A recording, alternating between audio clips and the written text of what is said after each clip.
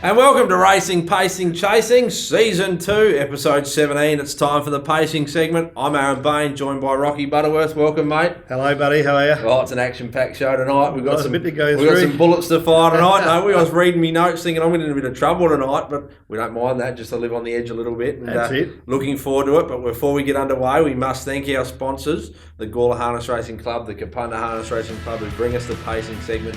But we must thank also the Prince Albert Hotel Gawler and the Choice Hotel Group. Yep. Great sponsors.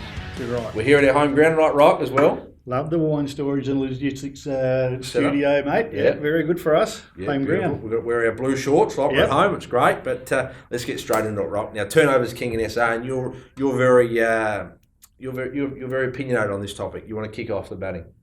Yeah, it's time, mate, to send people back to the trots. You know, I mean, there's a bloke in Sydney, Peter V'landys, who everyone's heard about. He's not everyone's cup of tea.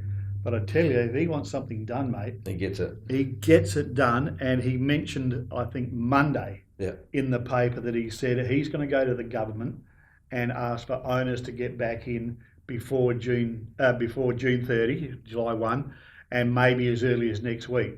He got it this weekend. He's won the battle already. Yeah. He just walks in there and states a case that people obviously believe, and owners are now going to the races this Saturday. And they'll do the same at the trots, I'm sure, in Sydney. They'll get there. We have to start doing those things here. Instead of just saying the government said, so Sydney we've got is to still go having and confront them. Sydney is still having cases of coronavirus, and they're happy to take them on. Not take them on. Just ask the protocols question. In place. And, here we've been clear for a number of days that we've obviously got the one active case currently still in SA, but there's not that many people that go to the trots now or the races, so at least let the owners go back, you know? Yeah, no matter what. There might be a few transfer of ownerships go through with R. Butterworth on that. I own them all. Not a horse in ABR that I don't own now. So it's time to get back, mate. It's time to say, yep, everyone's been terrific at staying away. We've had the bonus of being able to keep running. We're now down to 2 meetings a week, which had to happen, by the way. There's no question about that. But turnover won't happen unless owners are there to have a bet, and eventually, hopefully in the next couple of weeks, that people in the area that love their trots can wander over and start having a bet downstairs as well. No, 100%. Now, that leads us into our next topic of discussion. I'm going to let you open the batting so I don't get too in trouble. You can take the lead on it, but I think it's time we hear something from the board on the direction of Harness Racing SA and where we're going. No question, mate. I loved when George Fiacci came onto the scene. It was pretty much approach me, talk to me. He was in the paper, he was on the radio, he came to the meetings, which was all great. COVID hits. Now, you can hide behind that if you want and say, well, there's nothing to report because now more than ever. We're now hamstrung. But I just reckon it's time for George to get back on the front foot and say, it's given us a chance to do a review behind the scenes, and this is what we've come up with, or this is the track we're heading down, because I'm not out there at the minute, but you are, and I'm sure there's starting to be some noise about where's the board, what's going on. And Ross Neal's front and centre. He's at most meetings and that, but you're right. The noise has stopped. Not the noise, the communication, and communication is key to everything. Any relationship, any business, any successful operation, and it's time we hear that communication. Yes, we're back to. I think Ross Neal needs to be credited for the communication updates he continually sent out through COVID. But we say we're putting the 5-year plan in place for harness racing, and they say, where is it? It's time to see it. And I'm saying, George, come on the show. We welcome you on the show. People watch this show, a lot of racing enthusiasts.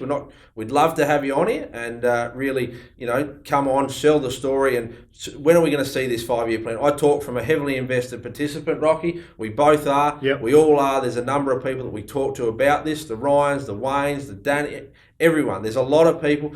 Someone like David Harding down to 3 horses, quite possibly one of the best trainers in the state, down to 3 horses. What direction are we going? We need to get back on our feet. We need to justify for owners to be able to pay up for a horse in this state before we lose too many more. And I'm saying now, let's get out, let's get on the front foot and it's time to let owners back to the track and let's make a positive impact with it. Too right, mate. Can't agree with you more. Let's get to a short break with the owners. But George, welcome you on the show in the next week or two, please. Yes.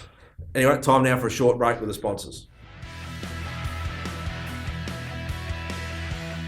Time for news, brews and barbecues. We've opened the show with a couple of firecrackers, but that's all right, Rock. It's time now to just talk a little bit of sense, and not that we weren't. Let's talk general racing news, and I think it's there's a few drivers and trainers hoping those not only owners get back to the track, but those borders. The sooner we can open and get over to Mildura, the better. But as we stopped up, we're sending a couple there this week. We've already sent a couple. We are. Yeah. I mean, and that's been a change of how you do it. It's not just a matter of can we send that up there, and a lot of it again comes out of necessity.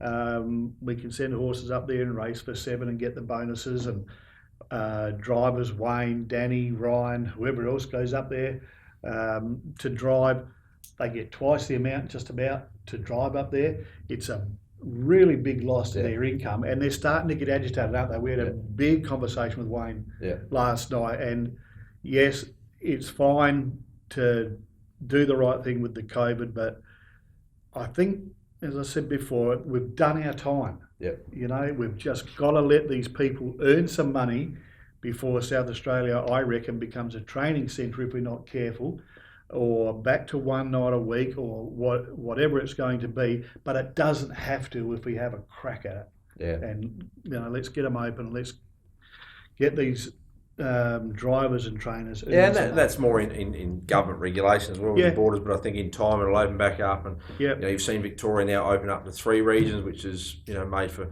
even more competitive racing, probably a little bit. There's certainly some competitive racing. I think Mildura's turnover has been better than ever, and maybe Mildura, the next stage is open Mildura and SA back up. It's just over the water, but that's only a pipeline dream, or it's a wish, but anyway.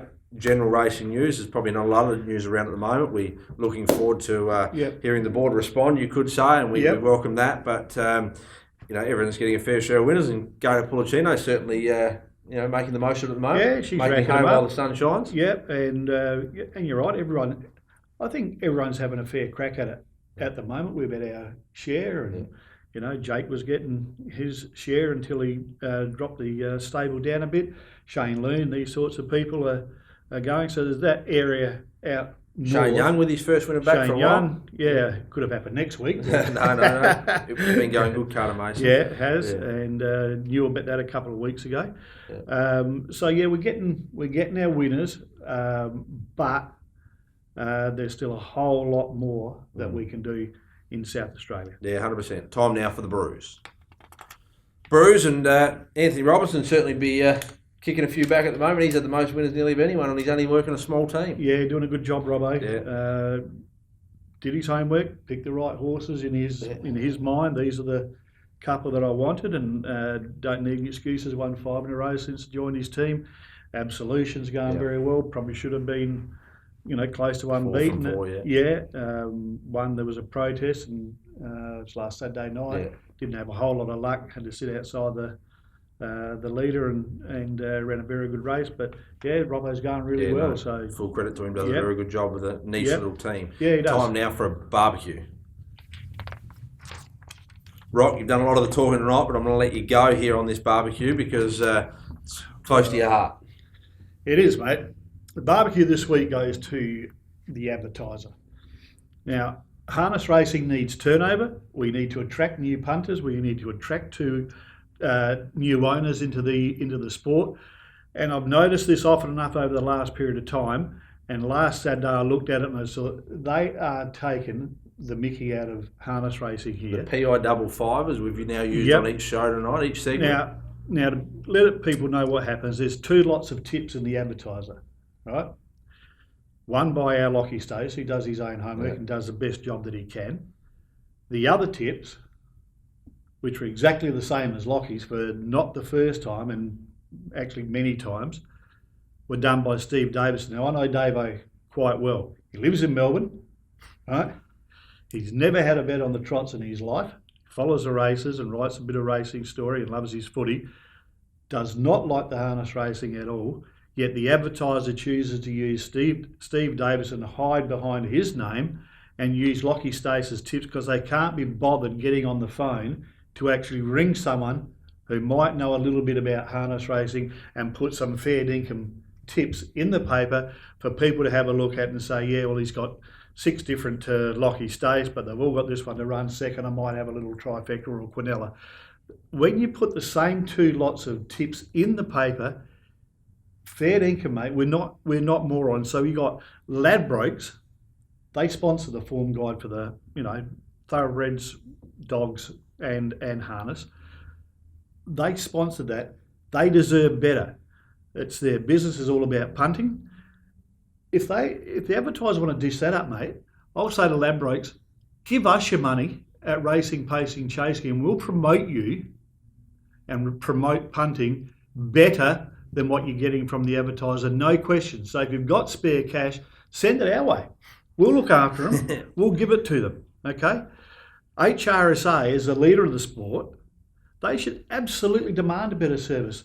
If I was involved in harness racing as an employee and looked at that and said, they've just taken Lockie stats and selections, I wouldn't be happy. I would say, stop letting this kind of stuff happen. Don't keep shrugging our shoulders and say that's what they do to harness racing. They don't care. Well, if you don't respond, you don't care either. Yeah. Right? So I'm saying Ladbrokes want more, HRSA should demand more, and the advertiser, lift your bloody game. It's a joke. If you don't want to go outside the realm and actually pick up a phone and ring someone involved in harness racing, get a proper set of tips, don't bloody do it. Geez, it's been a hot show tonight. We've opened up the fire on there's been a few barbecues tonight. Very, very aggressive type of show, but I like it. Well, we're harness racing fans. Let's go to a short break to thank our sponsors who bring us this show, and we'll be back with finding you the winners that all you can follow. Time now for 3 Wide No Cover. Thanks to Steve McInerney and his team. MJ Insurance Brokers, great supporters, and going with Loma Jacka this week. Yep. Yeah. Great run last week. Yeah. We had reservations about the horse, to be honest, didn't we? We thought taking a while to hit the straps. Yeah. Last week, got caught wide early from barrier 4, and Danny had to take it back to the rear. It was probably 40 metres off him at one stage, and then when the heat went on with about 600 to go, it was 3 wide, then got pushed 4 wide, and bar Arla Test getting another rails run, it wins the race by a couple of metres. I just thought its run was terrific. It'll win this week. Let's take a look at the closing stages here from about the 400 metre mark. Loma Jacka out wide. Third quarter, 29-2. Take Me Picture Mister, joined by Sutterman. The battle's just begun. Arla Vitesse, the inside. Loma Jacka runs on late, very late. In front now, on the inside, Arla Vitesse darts through, and Arla Vitesse, well, she's won like that a few times now, and David Smith has the trick to her. Loma Jacka's run second. Moving on, that moves us into Let It Ride, and I think you're going to stick with, you're going to do what I did, similar to the racing segment earlier on. So you all Let It Ride last week, and we said on the show that the fields weren't out at the time of going to recording, so you put them up on air and it was actually scratched. Yeah. So unfortunately, you put it up late and it was still scratched. So good on you, mate. But so $10 to spend this week, and you're going to put your money where your mouth is with Loma Jacka. Yep. I think picks itself, mate. I just loved the run last week, and everyone's probably going to say, well, that was obvious, but it's a horse we've followed a bit because the David and Danny factor, I guess. That the horses generally go better more quickly than Loma Jacka has done, but I reckon it's ready to win a few in a row now. Anyway, time for Leroy the Lizard, and you reckon he's here in the studio today? Yeah, made his way down. Yeah. Well, I'm actually pleased that Leroy's brought to us by Fluoro Milk this week, and you haven't do it, so I thought, well, I'm going to get a Fluoro Milk. I bought a couple in, mate. So there you can enjoy one on your way home tonight, all right, from recording. So thanks to Fluoro Milk. It's only taken you 2 seasons, 17 episodes into season 2 to bring the milk onto set from some of our great supporters at Fluoro Milk. But Leroy, you've been talking to him off air tonight. He made his way down. Interestingly, he's made his way down because no racing at Port Pirie at the moment, and he's been wondering where the floats are, to be honest. He said, I've got to relocate. So he's come to live with you for a couple of weeks. No, he's moving out your joint. No, he told me he was with you. No, I've had a good chat to him, and I tell you, he's going to be great. I don't mind his pick this week. I can tell you don't like it, but no, I don't. I don't mind his pick. But if this gets up for him for the place only, place. I'll place only bet. Yeah. Okay. He'll still have enough new wheels. Yeah, okay. Yep. Right. What do you got, Leroy? All right. So he said place only, and he's keen on race 3, number 2 at Globe Derby called the Dapper Don. Trained by... If it runs a place, I'll Trained by our big mate Lukey O'Neill. 2 starts back, mate. You listen. 2 starts back, Leroy said, have a good look at it. Watch it 3 or 4 times. Caught 3 wide early. Jagged back to last when the speed was on. So by the time he settled down, he was given the lead. It's 40 metres in that claimer. Got beaten 12. Always my mate trying to kick back everything. Futurist is going to have last crack. Always my mate's in front. Futurist is going to get close, but always my mate. He's racing so well. He wins again. Second, Futurist. Third, it was a good run, mate. It's going to be 100 to 1 again, maybe. Okay. Might pay $15 a place, and I say, good on you, Leroy. Keep these tips coming, mate. Righto, we look forward to that. Anyway. Yep.